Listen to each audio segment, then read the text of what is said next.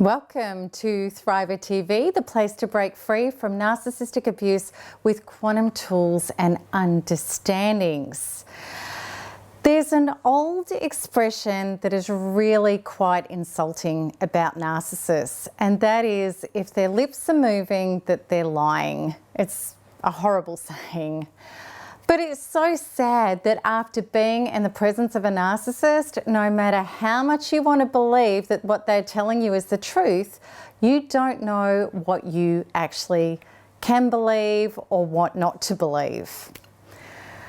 Because the truth of the matter is, and I truly believe this, a lot of the time they don't know either.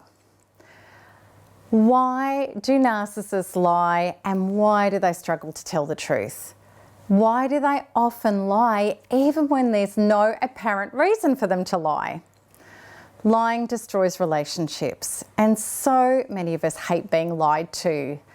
How do we reconcile that not only were we lied to, but also the entire relationship that we had with a narcissist was a lie?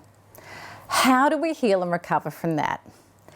In this episode today, not only will I help you understand why the narcissist lies and how it wasn't and isn't personal, and also how we can heal and resurrect our life and the way we live to an incredible authenticity and the generation of consistent and wholesome truths. Okay, so let's get right down to it. Why do narcissists pathologically lie?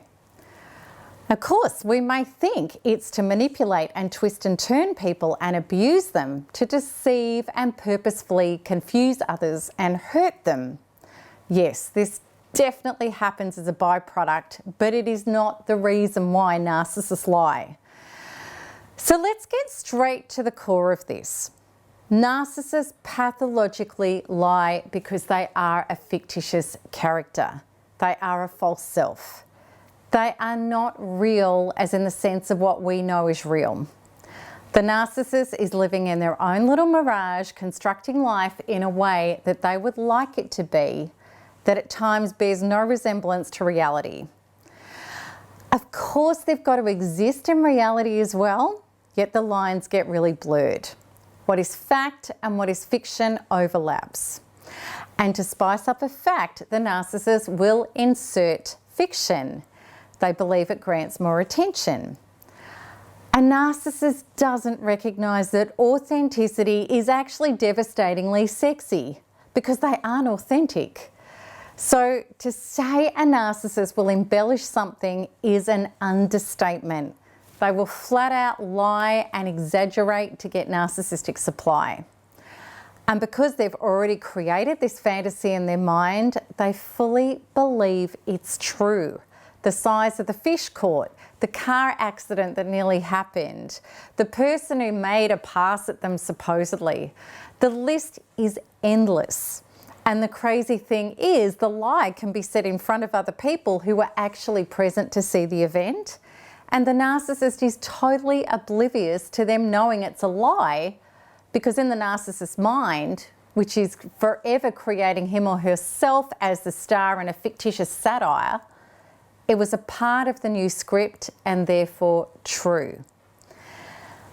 Because a narcissist is already a false self, they don't have the filters of humanity that people who are still connected to their true self and their soul have.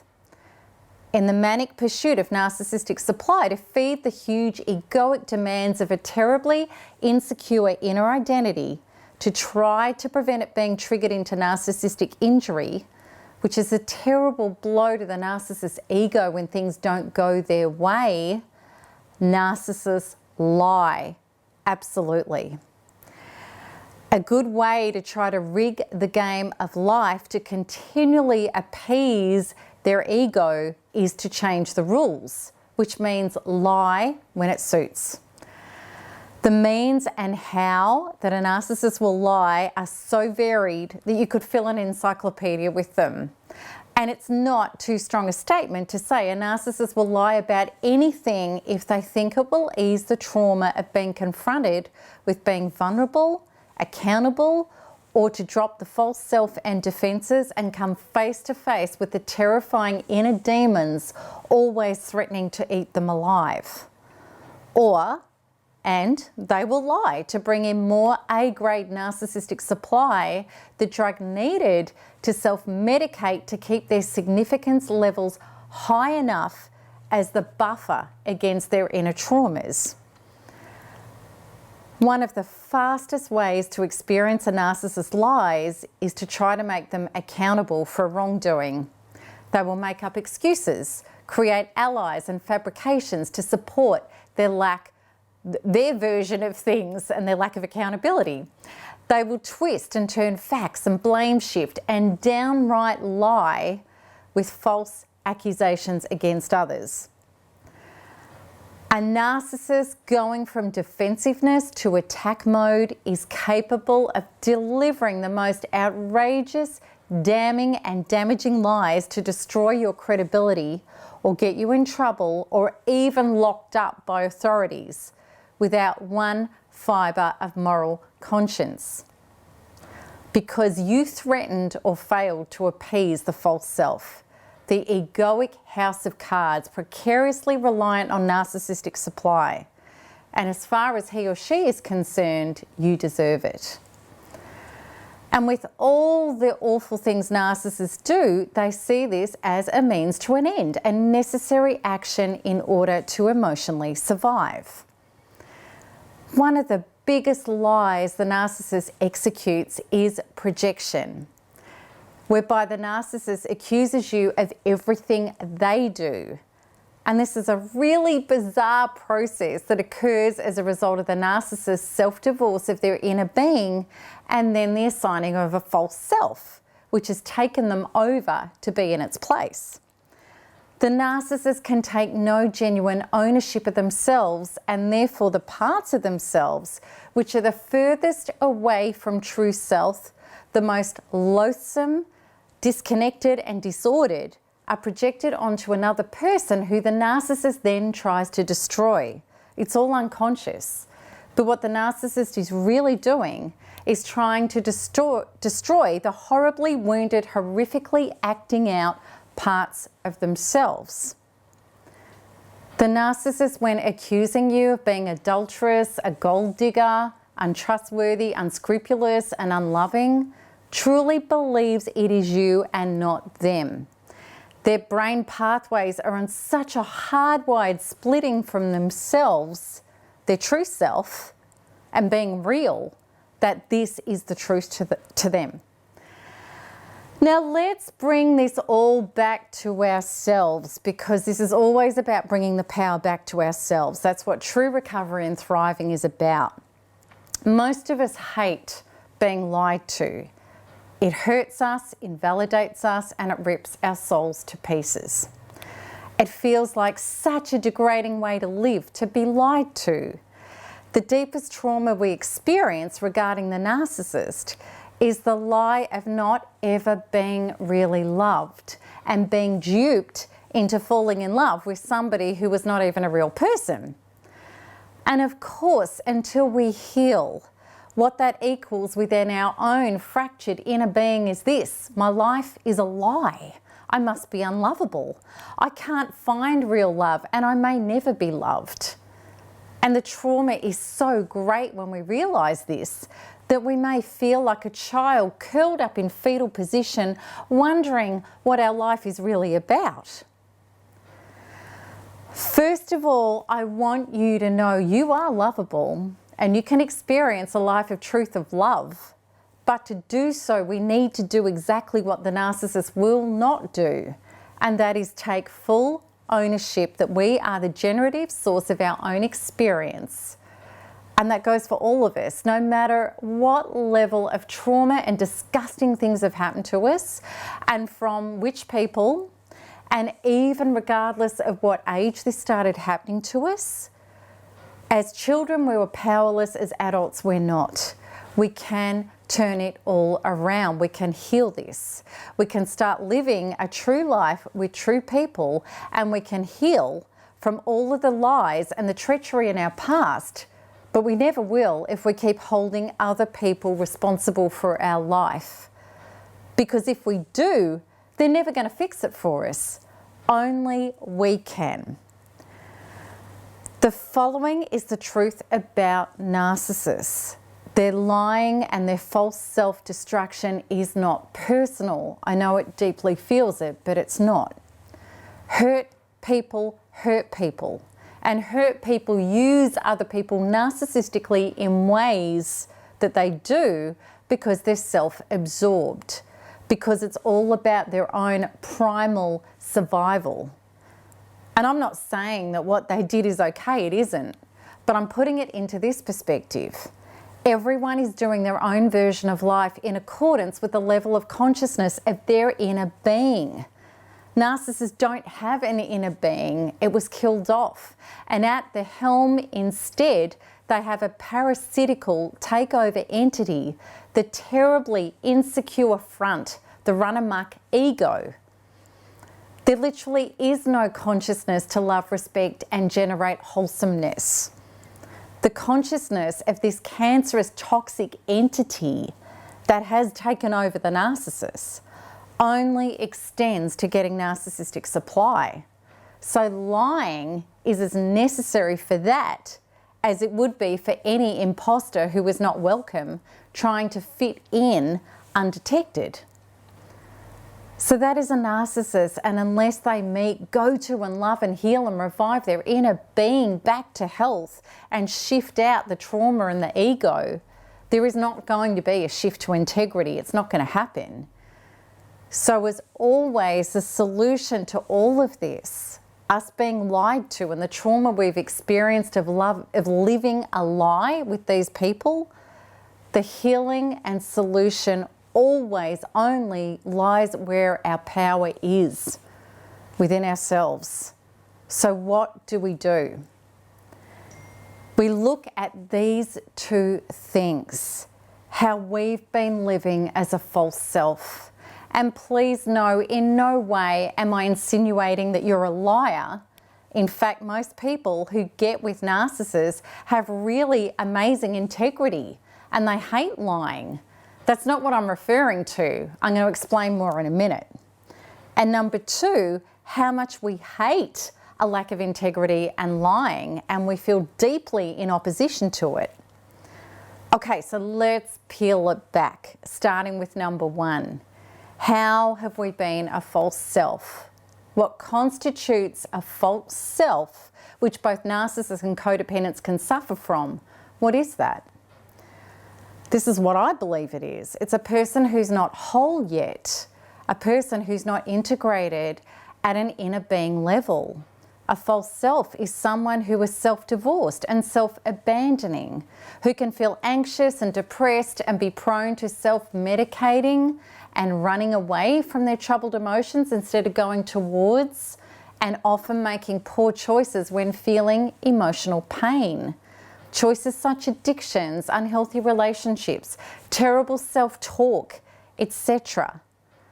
A false self is someone who tries to seek wholeness from energy and people outside of themselves. And please know the expression false self when talking about people with scruples and integrity who don't like hurting others and in fact are much more likely to hurt themselves, it is a harsh term. And what I really want to say is if we're being a false self, it means we're not as yet true to ourselves.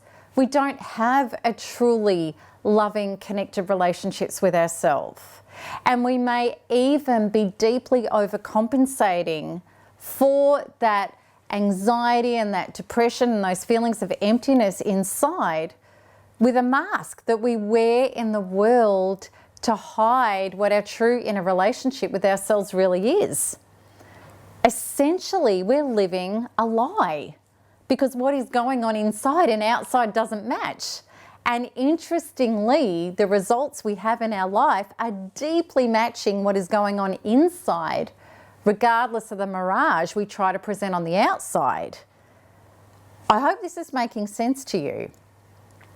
Now, number two, feeling deeply in opposition to lack of integrity, people who lie. we don't like it. And this has so much to do with this, because what we think is that we're saying no to something, but we're actually saying yes to it. So this is my question to you. Do you detest liars as a feeling within you that is strong and highly charged? I used to. If that is you, you're actually saying yes to them constantly. You're going to keep lining up in your experience, and they're going to keep presenting themselves to you over and over again, as they used to with me. People that lied, people that betrayed. And the more these people turn up, the more you cement within you the belief. People who profess to love me lie to me and betray me. And then the more life is going to say to you, almighty seed of creation, incredible creator that you are, I'm going to give you the evidence of the universal creative machine that you are, in accordance to your inner programs, backed with emotional power. And I'm going to give you more of that. In other words, whatever we're charging on, whatever we're being in our being, we get more of it. We're creating it. We're incredible, powerful, universal creators. And you may declare it that. But this is happening. It is my reality, people that lie to me all the time or hurt me, the people that get close. And yes, I am traumatized and I am upset about people lying to me. But I'm here to tell you that you and I didn't write the rules of the almighty mechanics of creation, or, another word for that is God or life force or consciousness or whatever you want to call that higher power. We didn't create it, but the system of it is as absolute as gravity. You cannot have intense emotional energy regarding anything in your life and not continue to live the experience of it. That's impossible. You just can't. So you may say, I can't get to peace about people lying. I hate it. It's wrong.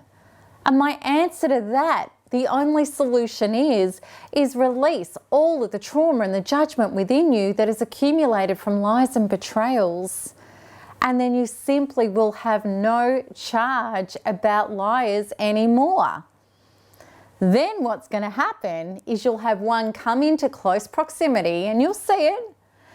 And because that previous trauma is released, this time you're going to say, oh, there goes a liar.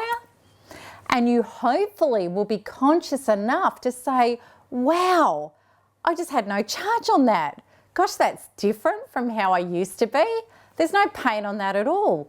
Liars just aren't my reality anymore. I've got no need to wrestle or roll around with them or have anything to do with them at all. Yay! That feels so clean. And you're going to punch the air with joy, because this is your emancipation. You just graduated and you know you have. So what this means, because you've walked it in real time, no more liars need to come into your experience to teach you how to heal the trauma that was inside you, that's been teaching you all along that there's only one place ever we can release ourselves from anything inside of us. Because in quantum truth, there is no outside.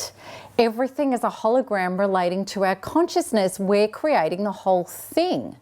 The outer matches the inner always. So let's say that we get determined to self-partner and be a true self. And this doesn't mean that we're trauma-free or perfectly healed. It means that we are with ourselves unconditionally, and we make our inner relationship with ourselves our highest priority. We work on freeing ourselves from the traumas and beliefs that have prevented us from loving and approving of ourselves, and then trying to get it from other people, because that has always equaled how to lose. So that's it. That's all we need to do. We meet our inner being when we need to. We show up for ourselves. We stop self-avoiding, self-abandoning and self-medicating, trying to get our painful feelings to shut up. And by doing so, by stopping all of that, we turn toward instead of away. And we start aligning as a true self function, no matter how healed we are or not.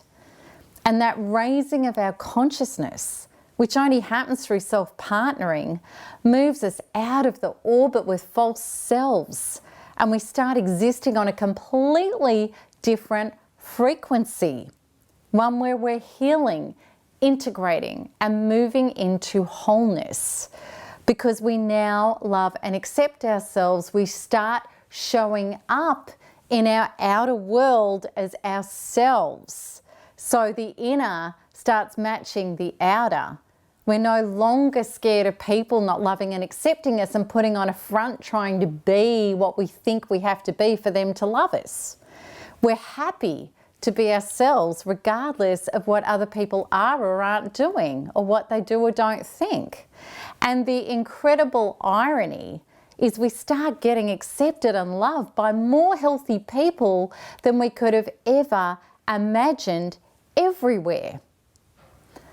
And the narcissist, being the pathological liar coming into our life, was showing us the hugest gift.